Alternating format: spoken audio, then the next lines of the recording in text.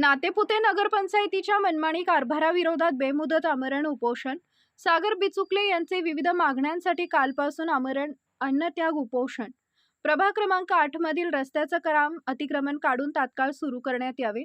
2 वर्षापासून रस्त्याचं काम अपूर्ण का आहे याची सखोल तात्काळ चौकशी व्हावी. 2 वर्षापासून नातेपुते नगरपंचायतीनं अतिक्रमण काढून रस्ता करण्यात येईल असं लेखी आश्वासन देऊन सुद्धा रस्त्याचं काम पूर्ण केलं नाही. वरील सर्व मागण्यांची नातेपुते नगरपंचायतीचे मुख्याधिकारी यांची खातेनिहाय सखोल चौकशी व्हावी.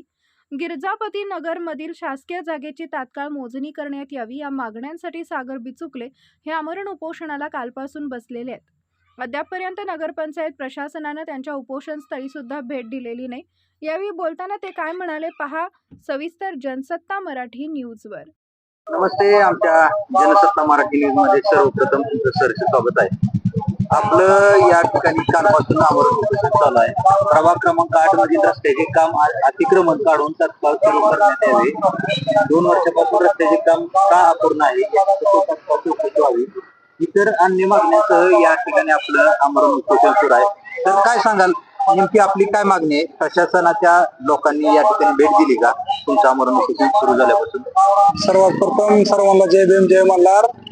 मी सागर बिचुकले, फुलेशाह आंबेडकर विचार मंच सामाजिक संस्थेचे अध्यक्ष आणि आमचे सहकारी विशाल साळवे. खरं तर नगरपंचायतने या संदर्भात कोणताही संपर्क केलेला नाही. आज माझा उपोषणचा 2रा दिवस आहे आणि नगरपंचायतचा एक कर्मचारी किंवा अधिकारी या ठिकाणी फिरकलेला नाही.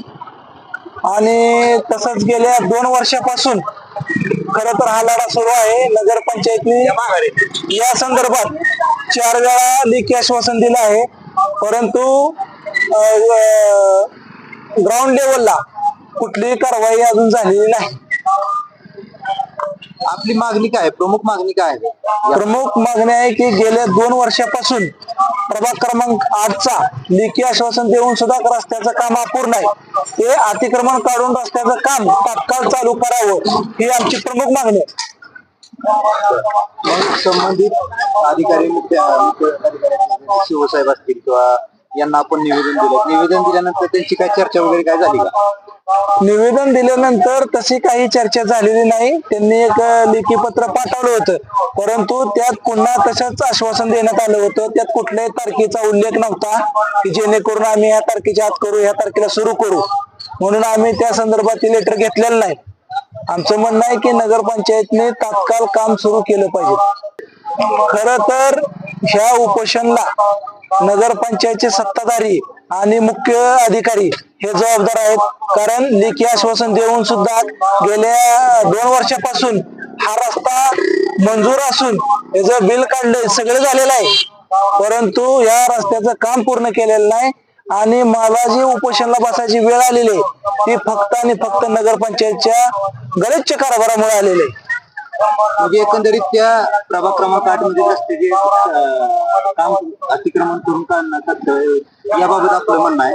तर या संदर्भात काम पूर्ण नसताना बिलं काढलेली असं तुमचं म्हणणं आहे? आमचा थेट आरोप आहे की नातेपुते नगरपंचायतने आतापर्यंत ह्या रस्त्याचं बिल काढले असण्याची आमची दाट शक्यता आहे. ह्या रस्त्यात भ्रष्टाचार झाला असेल असं आम्हाला 100% वाटतंय.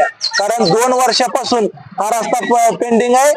कारण वर्क ऑर्डर तर कवाचीच आहे आणि त्यानंतर या बाबतीत कुठली माहिती शिवसाहेब सुद्धा आम्हाला देत नाही. ती ह्याचा निधी किती वापरलाय, निधी आलाय, माघारी गेलाय, या बाबतीत कोण शिवसाहेब बोलायला तयार नाहीत.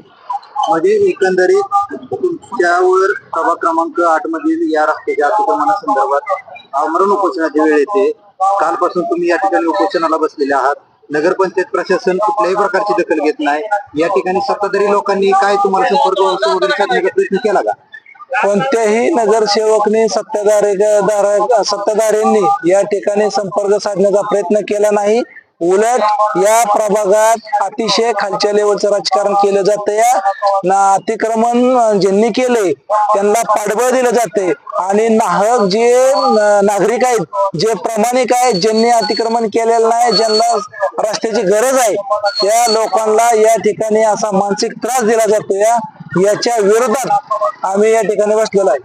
नक्कीच तुमच्या या भावना आम्ही सर्व प्रेक्षकांपर्यंत पोहोचवण्याचा प्रयत्न करू. धन्यवाद.